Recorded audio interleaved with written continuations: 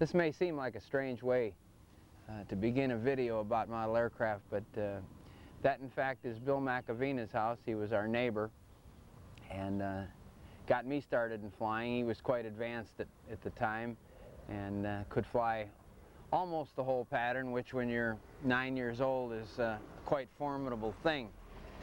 And I learned a lot from him. Although he never flew in competition, he didn't care for that aspect of it.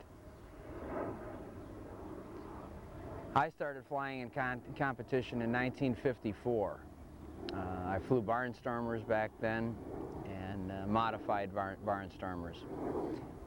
This airplane here represents an exact duplicate of the airplane I flew part of 1956.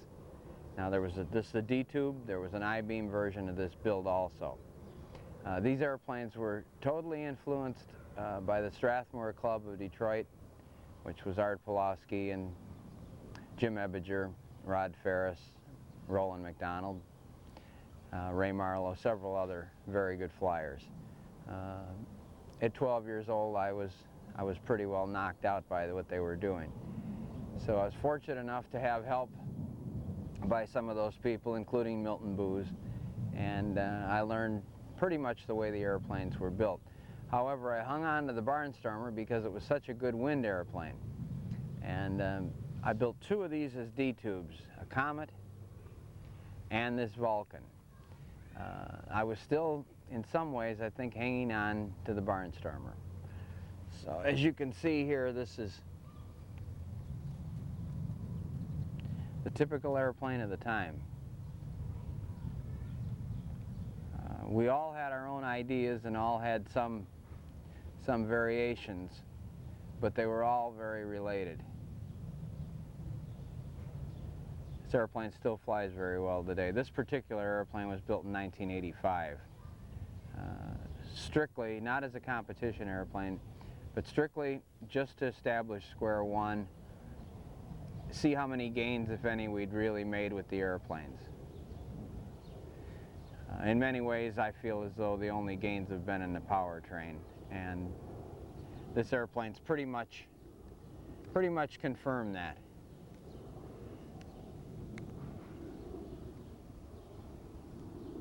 I'm flying a pipe test plane of one of these old airplanes right now, and I'm very happy with that.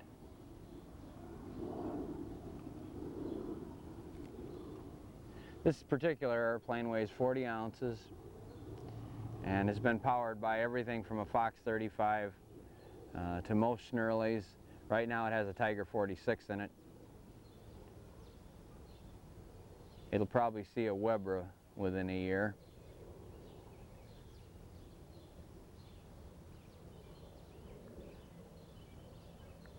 Very basic old airplane. They seem complex at the time, but basic by today's standards.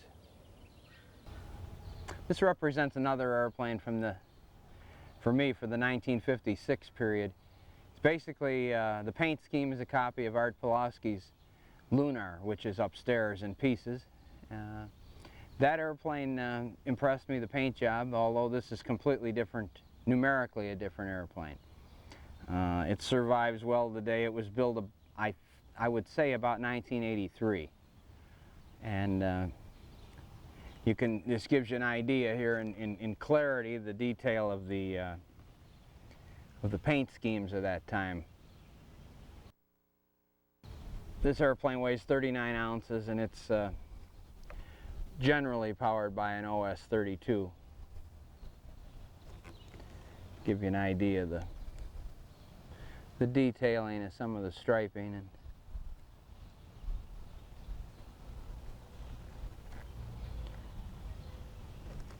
this is a regular I-beam airplane built to all the old dimensions.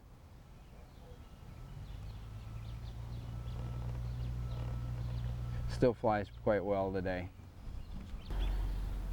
All right, this is my beloved Aries, from originally flown in 1959, and had a lot of success with this airplane. It's possibly one of the better known stunt planes I've built. This airplane in particular was built for the VSC, and along with Warren Tiart's help, we duplicated the old airplane exactly as it was designed in 1959. This particular one weighs about 36.5 ounces. The original was 39, and flies very well, remarkably well, with virtually no trimming. I hope to build another one of these, just because they're kind of fun to build, and I may change the shade of blue a little bit or do something. Or few people know that the original one had a slightly more pointed rudder that was refinished. I actually changed the top of the rudder slightly. Steve Woolley and I always had that little point on there, and after 1 year I really didn't like that, so it did manage to go 3 years with this exact rudder. But it's interesting to duplicate an airplane as close as you humanly can, and it gives you the same flight characteristics that it did back then. Again, the only thing I felt like we've really improved has been the power. The Fox was good in it today. Show you the bottom here.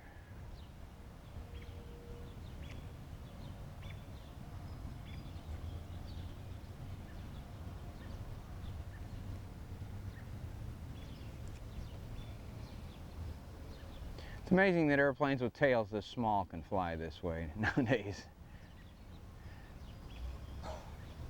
Now that we've gotten used to so many other things. One danger about bringing out all these old relatives, the ants all show up. Chronology-wise, this is a little out of order. Design-wise, it's in order. This airplane is a brother to the Aries, and it was actually built in 1975, used at the World Championship in 1976. At the time, I had a lot of second thoughts about big airplanes, and decided I would go back to the old airplane. This airplane has virtually no modern conveniences, so to speak. However, it flew very well. Nowadays it has all modern conveniences. It's a tune pipe with an OS-25, and I've been flying this spring, and oddly enough, this was a motor that we had made this attempt when we were first doing the 40s, and I knew there was some potential in it, and I had flown it maybe 20 flights. You just can't do everything at once, so I went back to the 40. And then last year when I saw Mike Starrett fly his at the contest, it rang home loud and clear that that was certainly a very valid concept. At which time I decided to do that. Now, after returning from the VSC this year, this airplane was cut for the pipe operation, and it's been flown maybe 3 gallons since then. And I'm quite happy with it. It performs extremely well in turbulent air, and is purely an old design airplane.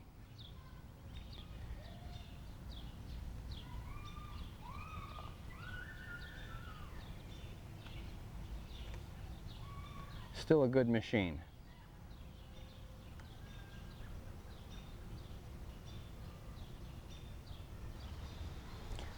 This is a representative, the lone survivor of the Super Aries clan. This airplane was designed in 1961, and while I borrowed no numbers from Lou McFarlane in 1960 when I saw his airplane fly at the Nationals, I was quite impressed.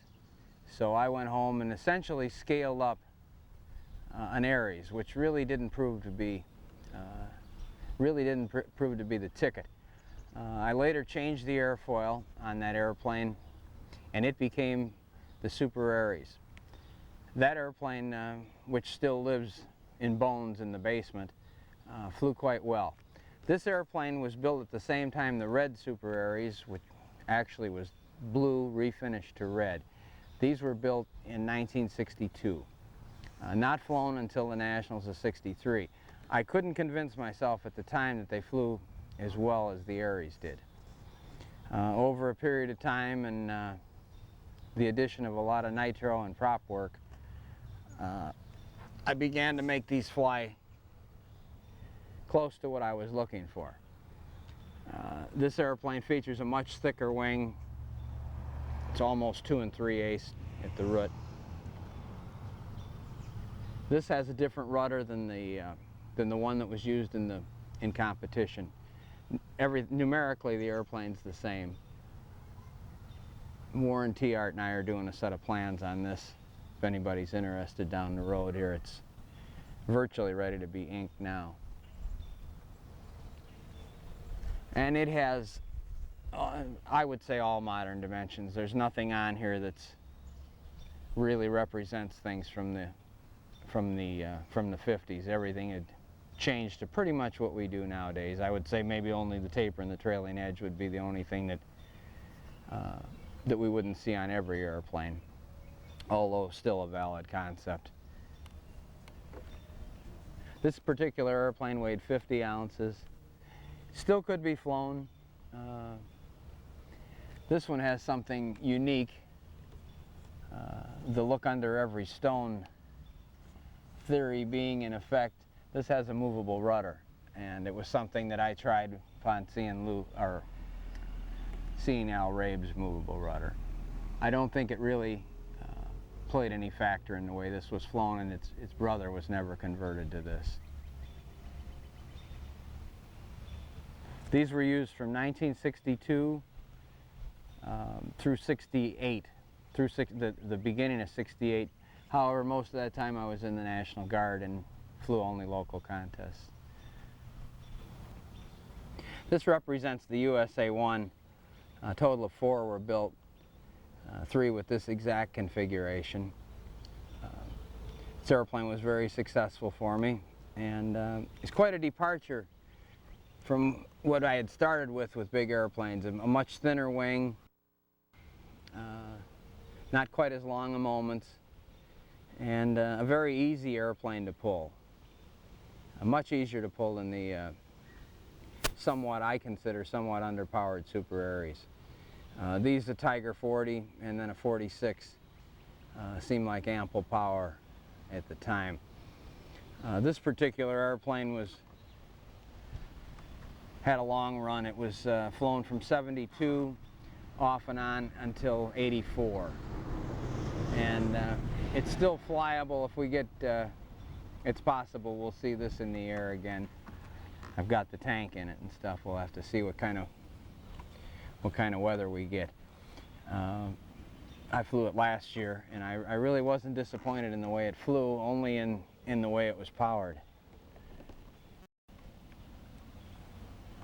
Give you a few views of it. It was purely my own set of numbers, but I borrowed a lot of aesthetics from Jerry Worth at the time. And Jerry had great ideas for shapes, and I didn't mind stealing them at the time. Although dimensionally, completely different airplanes. Other than the color, nothing else the same other than the aesthetics and the color. Okay, this is a seldom seen airplane. It's my Grumman Guardian. It was built in 1971, and it's a retractable gear airplane, although the retract system's out of it right now. It kind of led to what I'm doing now with the Thunderbolts with the Dean Pappas retract system. This system here had a few drawbacks, although it in general worked quite well. The airplane takes on a whole different appearance. If I'm going to use retracts, I wanted to use them on a scale plane. I somehow got away from all this trying to win world championships, and Although this airplane was flown about 4 years ago with a Super Tiger 60 in it. And that's what it takes nowadays. It was built pretty much with Raby technology as far as the rudder, and although it's a different airfoil, even smaller wing, smaller tip, flies quite well. It isn't something I'm dying to take anywhere though, but it's part of what was going on. That particular winter, I built 3 of these and was helping Dave Wallach build carrier planes, and we built only Guardians, so you really don't have to look too deep psychologically to know why a Guardian stunt plane came out of the whole thing.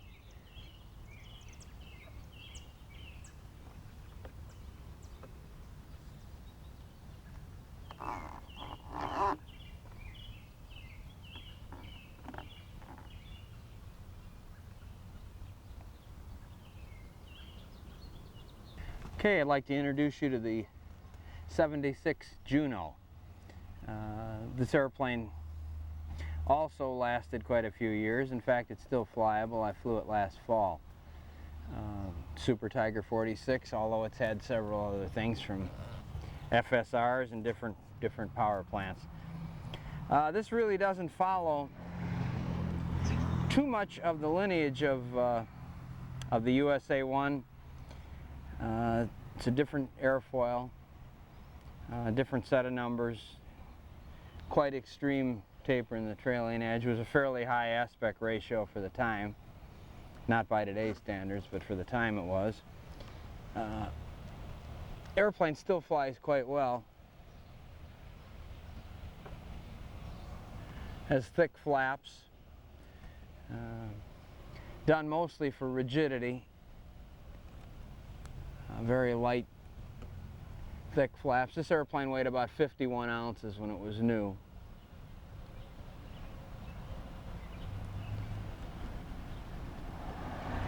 Still one of my favorite looking airplanes.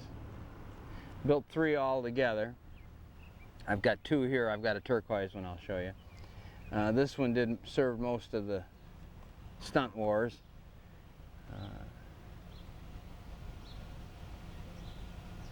I still wouldn't mind one that looks like this.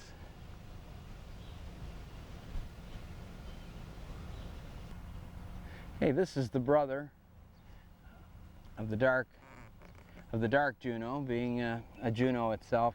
This airplane is a slightly lower aspect ratio wing, same airfoil, same moments, about a 3% smaller stabilizer, and flies quite well. It now is doing duty as a pipe test airplane. It's had as you can see, it's had the operation. Still a pretty good flying airplane. I had an unfortunate accident with it, I must confess, in '77 when I had to land inverted with it over the edge in Lexington, and caught the toolbox with the outer wing, and I've since rebuilt it and made it into a test plane. It just lost something in my mind when I saw it without the outer wing on it, I guess. But it's doing its job now for what it is. Okay, this is the 1980 USA-1. I used it for about a year off and on. The airplane, to me, was somewhat of a disappointment. It's almost a blown-up Juno with the thick flaps, and it had some influences that I particularly don't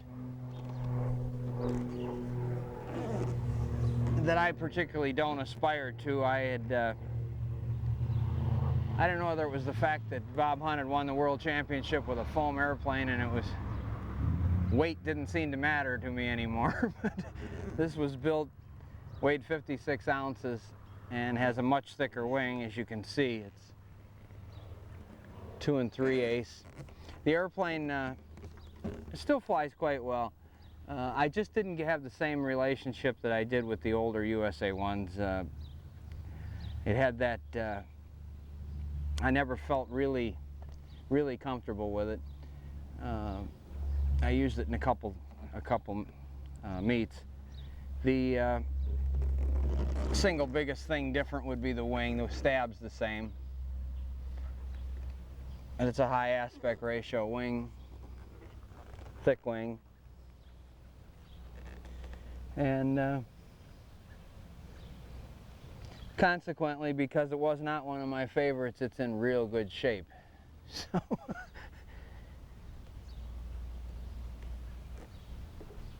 probably would fly well with a pipe in it. Maybe we'll see an operation in its old age, I don't know.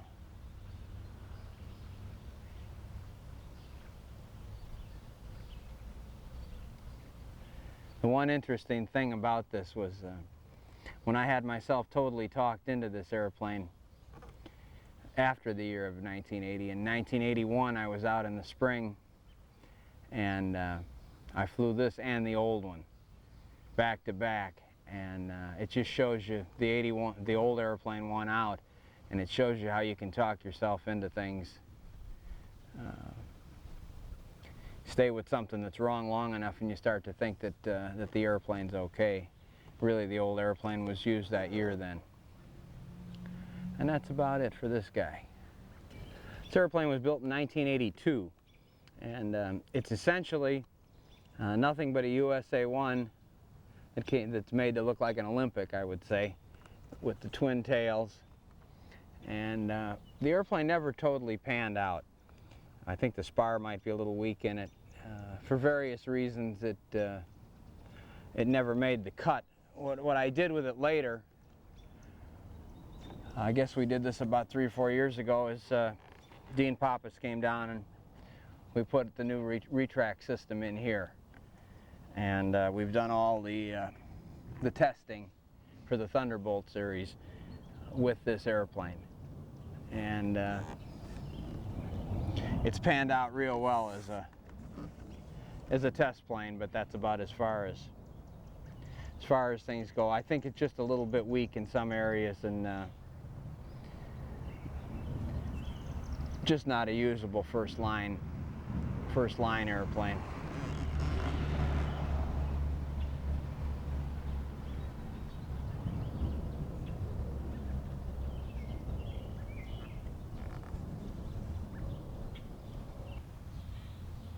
It's an airplane that was built in 1985, and never really became quite what I wanted, as happens along the way. This airplane has a Super Aries wing in it, and it's sort of a, I would say, a Genesis type profile, and it's another airplane that almost made the cut, but as you can see, it's had the operation now too, so it's a pipe testing, motor testing airplane. It's had a lot of development, and over the years it's been probably trimmed in close to as well as it can be made to fly. And not an all-time favorite, but not a dog either.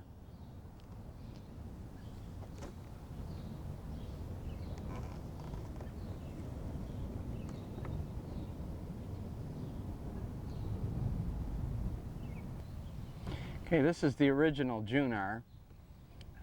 Again, an airplane based on the USA 1, but done solely for the purpose of accommodating the pipe and the OPS 40. The airplane worked out quite well for me. This airplane probably has over 3,000 flights. There's several in this collection that are over 2,500. This airplane still flies, although I had a landing gear break in Europe the last time it was there, a leg break, and we had a quick fix with Fred Tellier and I patching it up, so it's a little worse for the wear in a few places. And with this kind of mileage on it, it's kind of risky business flying it. So it's been pretty much put out to pasture. It's too old to be a stud, so we'll put it out to pasture.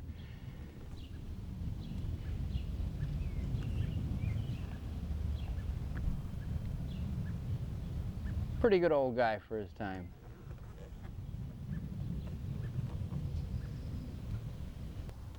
Okay, this airplane was built in '89 to be used in '90, and pretty much a copy of the yellow Junar, the one I just showed. This airplane flies quite well today, and it may even come off the pipe testing, motor testing duties that it's had for the last few years.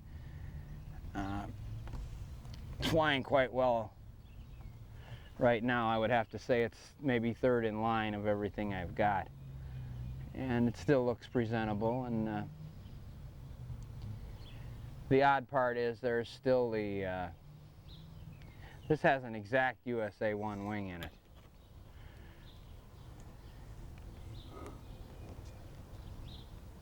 Weighs about 55 ounces. It's been powered by everything that I've ever owned in the Schnerly world. Done a lot of pipe development. It's never been cut up though. And still flies quite well. You can see the Aries influence from the side.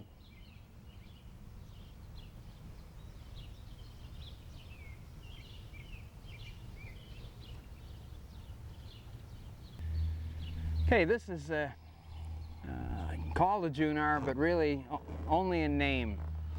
The similarity would end. This airplane is never been a real good airplane, and it doesn't matter how long you build, you can still have a jig problem or a misalignment that can get by you. This airplane, the problem was in the leading edge shaping, and it's been corrected somewhat, but it'll never be a frontline airplane because of it. And it's a shame. It's a pretty look. It was my first attempt at the day glow and things that of that time period. But I never really got what I wanted out of it, and even with the fixed leading edge, it's still not what I'm looking for.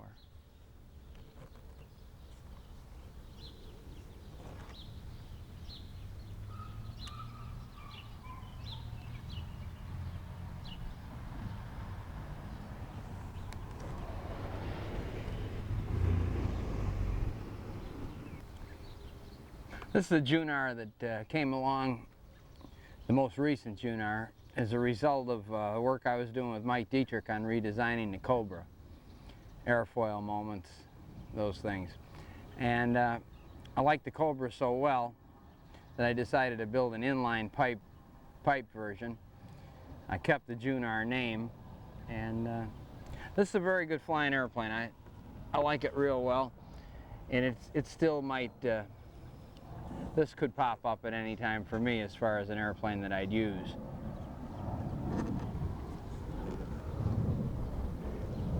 Definitely flies well with an Aero 40 in it. It had a vibration problem that I never really did trace, and as smooth as the OPS was, it was still a problem.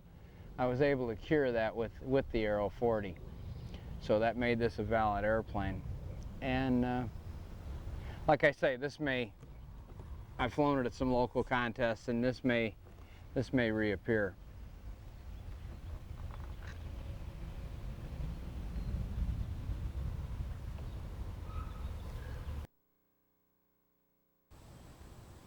This airplane represents the beginning of the Geo XL series. This airplane is constructed differently than the Lost Foam one that maybe you're familiar with now. This airplane is an I-beam Warren truss or geodetic. It's a carbon spruce spar with balsa. and makes for a good construction. I like the lost foam method better. That's why I went to it on the other one. There's several things on this airplane that, while it flies well, there are several things on this airplane that were improved later on the next airplane. This airplane features a soft mount system, and while I find no trouble in the soft mount, the vibration in the header problems created some major problems for me at the Nats and the team tryouts in 1 year. Since then we've got a better header for it, but it's a set of problems that you really don't need to deal with. So I've gone to an inverted engine. The idea here was to keep everything basically as close to inline as possible, including the thrust line. This airplane still flies well, and although I doubt that it would see any service right now. We'd have to have a lot of push rods and lead out wires break before we get to this one.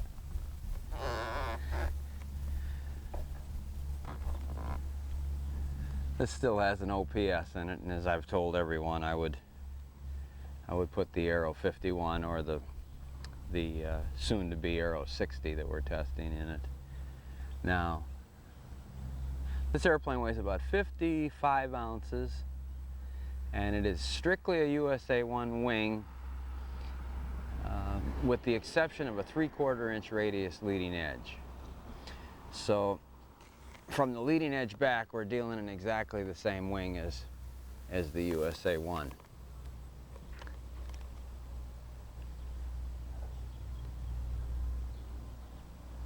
This I had mentioned on a previous tape when it flew better with twin rudders, and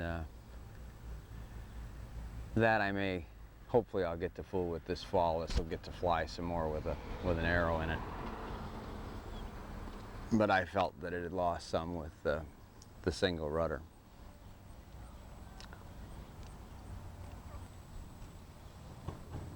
Okay, this is the last Geo that I've built. This is the airplane I used this year at the Nats that did fairly well for me. Almost won it. And this is a lost foam airplane, and this would be the method I would build this again. The airplane is about 53 ounces. Could be a little lighter, but it may not fly that much different at 51. This is the same airfoil as the USA 1, only with a 7/8 inch radius leading edge. These leading edges are just getting a little more blunt as time goes on. The reason the motor's out of this right now, it's powered by an Aero 51, and we're testing the Aero 60 right now, and this is the next airplane that it goes in. It's in a test airplane now, and it's ready to be put in this airplane, which by the beginning of September I'll be flying this with the Aero 60 in it.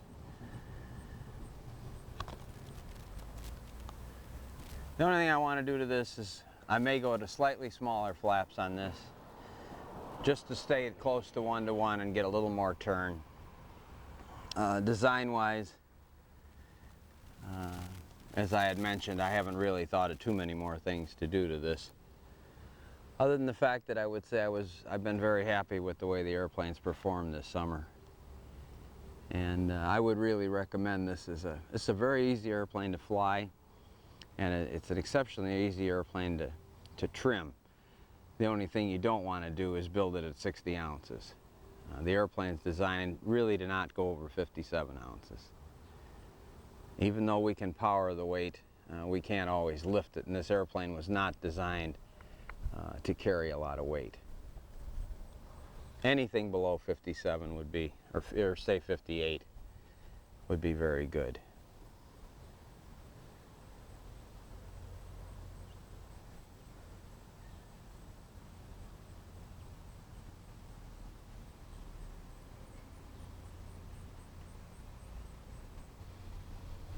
Okay, this just shows the pipe tunnel here, the size of the pipe tunnel.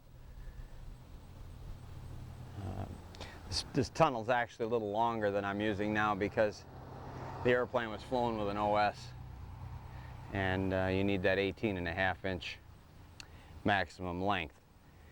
This tunnel could be about 1.5 inches or so shorter. This also has removable landing gear. This is pretty much the Bob Hunt method, the way it sits on the plate in there. And that I would do again. I like that a lot. It's although they've never been off, they could. It's nice to not have to spray around them. And you can make alignments that you could never make once they're built in, realignments.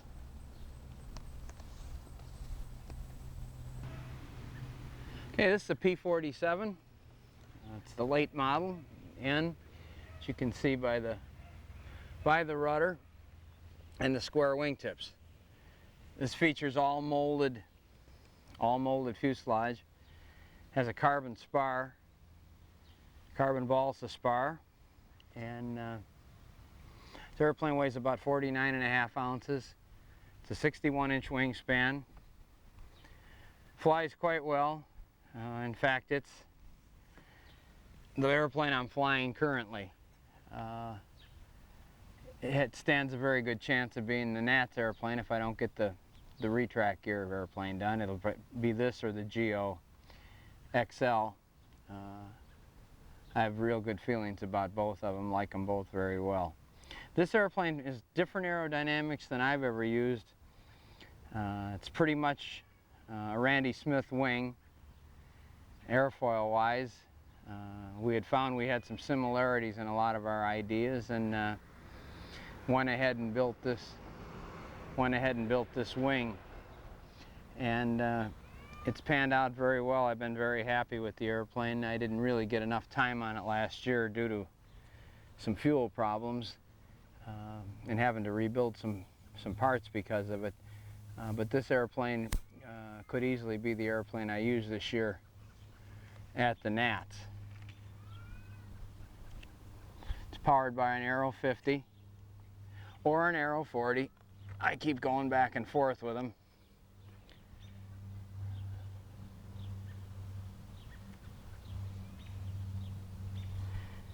Right now it's an Aero 50, a Bali 12-inch 3-blade, and a 3-chamber resonator pipe, which is pretty typical of what I'm using now. The only variations, main variations, are in the would be in the propellers between 2 blades and 3 blades, and some 4 blades we're experimenting with, bigger 4 blades.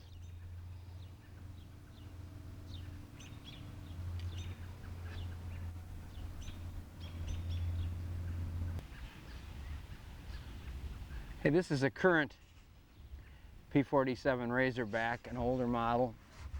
It's all molded. It features retractable landing gear, and it's an example of no matter how hard you work all winter, you won't get 2 of them done.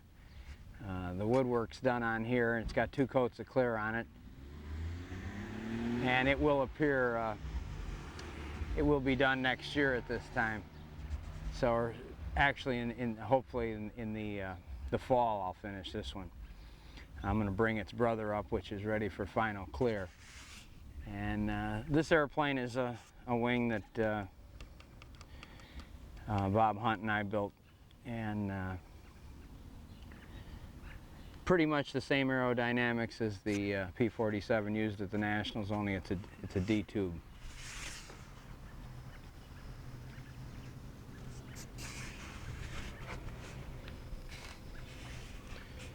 They should take on a new look with the retracts. We found them to fly better in turbulence with retractable landing gear. Evidently the landing gears seems to dirty things up more in the rough air than it does out on a runway. So I look at that as it's only a plus, and it's 710 square inches if it's under 56 ounces. We should be in real good shape with these, but again, time will tell on that. Okay, this is another P-47 Thunderbolt. This is going to be the best airplane I ever built because it hasn't been flown yet, and you can say that about every airplane you've ever built. Now this airplane is Randy Smith wing design with Bob Hunt and I did the wing. It's a molded leading edge, my first time of a molded leading edge, and I'm very happy with it. It's a molded fuselage. Just about everything's molded on here. I don't think it's going to weigh over 55 ounces. It's a 62-inch span. It's considerably closer to scale than the red one that I showed you. And it features retracts also. This airplane will be in the air in a few weeks, hopefully. No reason it shouldn't.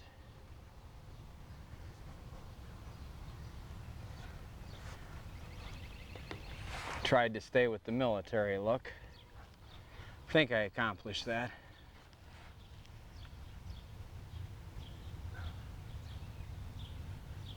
I would have to say that building 2 of these in a winter is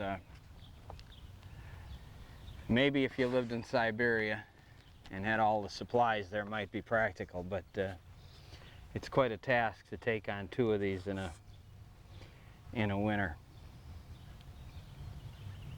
Frank McMillan said they're about the work of 1.5. I feel like they're about the work at least 2. This one has almost has the proper number of rivet lines, and I don't know if we can show that up close if I walk up, but it has considerably more detail than I've ever used before.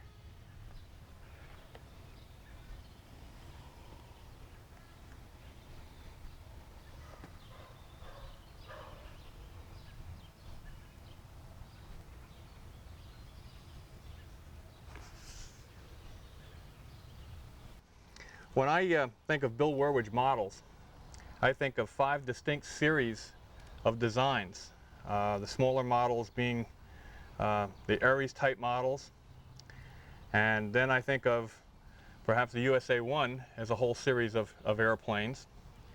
And then I think of the Juno series. There were a small 35 size Juno and 2 larger Junos, actually 3 I believe larger Junos. Right. And then of course the Junar series, which has been very successful for you, and now most recently the GOXL series. So that's 5 different series of designs, and I'll just bet you that with this new scale look you're coming up with, that pretty soon there will be a 6th series of designs we can attribute to Bill Werwidge. What were your personal favorites of all these series? What airplanes were your personal favorites of all time, and why? Well, I think that you kind of favor whatever you're doing at the time, because it always feels like you're using whatever the best thing your mind or your technology can develop at the time.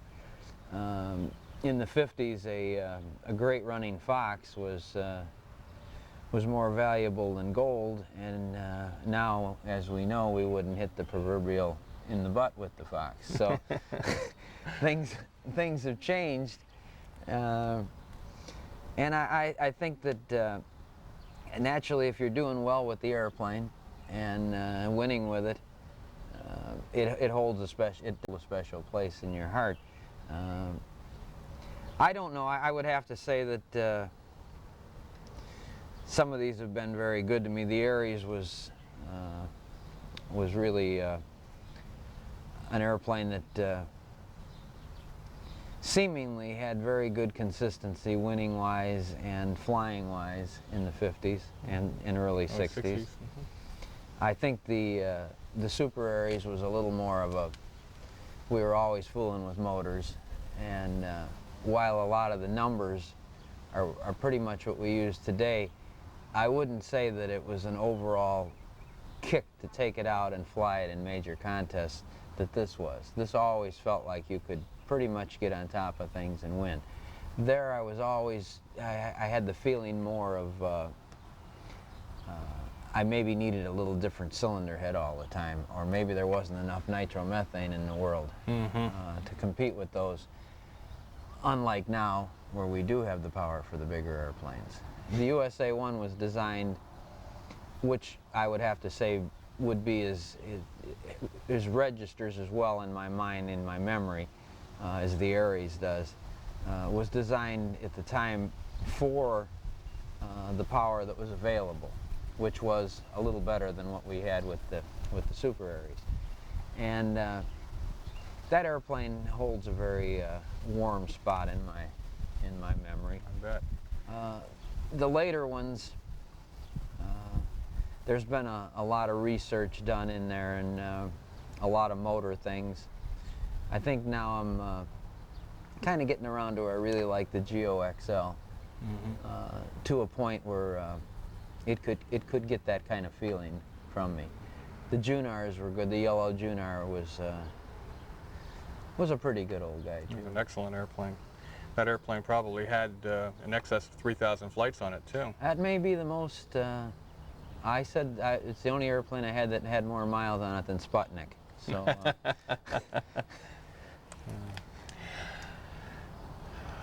In the past 40 years, what would you say is the most significant performance change, or the most the thing that's brought about the most significant change in performance in control line aerobatics, with the exception of, say, the flap? I would say that powertrain has been the, you know, as you know, flying the VSC now that this has become a regular part of life. Several of us have, you know, revisiting these old airplanes, really do kind of question how much we have really gained in aerodynamics. Certainly, to my way of thinking, I would have to say that the higher RPM Schnurleys on the tuned pipe, while maybe not a favorite of everybody, oddly enough, it would be not a favorite of many people who have never actually tried the concept. And experienced the amount of power. Yeah, and rather than, I don't want to get into a whole, and I also don't want to make this sound like, well, buy my pipe either, but I really do feel that the most significant gains have been in power, and they have been in piped power. Well, I know just recently you put a tuned pipe setup into an airplane that's very similar in size and nature to this, into your Paraquet. And I think it just reinforces your feeling that the performance of the engine is the only thing we've really made gains in. The aerodynamics have always been pretty good. I think we've come to that airplane is the Paraquet, and I've got an OS-25 in it. And I would have to say under turbulent conditions and most conditions, that airplane is a true pleasure to fly. You're really thinking about geometry and the pattern rather than what do I have to do to get through this.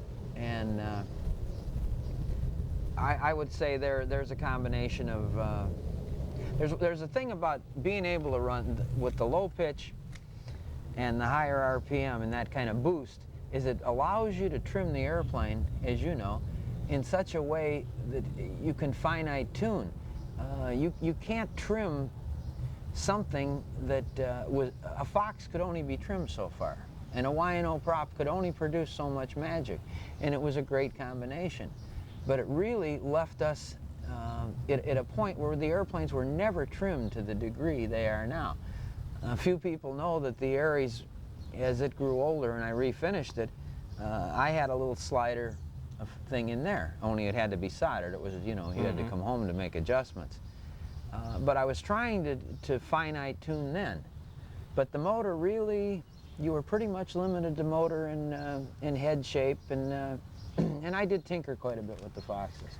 We noticed when we were looking at all the airplanes you had out and discussing each one, that several of them had what you call the operation, where you've cut open the bottom to install pipes, so you could find out what each era's airplane would fly like with more horsepower. And I think you've told me in the confidence that each one did fly better that way. Yeah, yeah. That would be a thing that they would never go back the other way. Right. I don't have the urge to fill in the bottom of any of them. Yesterday we were out here looking at the airplanes, and we had them out, 22 airplanes I believe there were out here yesterday. And we lined them up, and from the back of your house to the front of your driveway, which is a distance of probably in excess of 60 feet. Yeah.